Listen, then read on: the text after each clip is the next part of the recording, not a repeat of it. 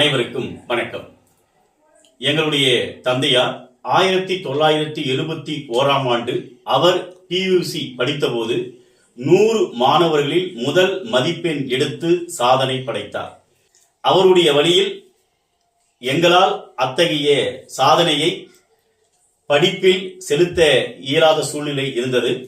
அவருடைய வழியில் அவர் படைத்த சாதனையை எங்களுடைய மூத்த மகள் காவிஸ்ரீ அவர்கள் படைத்திருக்கிறார்.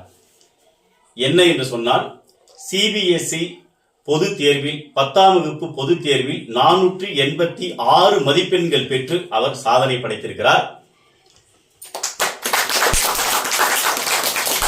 இதில் கூடுதல் சிறப்பு என்னவென்று சொன்னால், எங்கள் தந்தையாரை போன்று கடின உழைப்பும் தன்னம்பிக்கையும் அறிவாற்றலும் பேராற்றலும் விடாமுயற்சியும் பெற்று அந்த சக்தியை அவர் பெற்று 10ஆம் வகுப்பு பொதுத் தேர்வில் இந்த மதிப்பெண்ணை பெற்றிருப்பது எங்கள் அனைவருக்கும் மகிழ்ச்சி.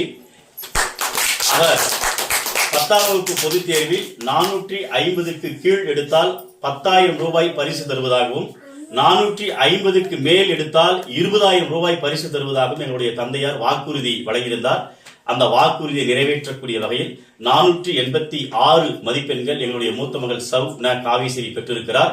எங்கள் தந்தையார் அவர்கள் அவர் சொன்னதை போல 20,000 ரூபாயை பரிசினை தற்பொழுது எங்கள் மூத்த மகளுக்கு அவர் வழங்கி சிறப்பு செய்கிறார். எங்கள் அம்மாவும் 8ஆம் வகுப்பு வரை மிக சிறப்பாக படித்தவர், மிக சிறந்த கதை திரைக்கல் வசனம் எழுதக்கூடிய ஆற்றல் பெற்றவர். இருவரும் இணைந்து இந்த பரிசினை வழங்கி சிறப்பு செய்வார்கள்.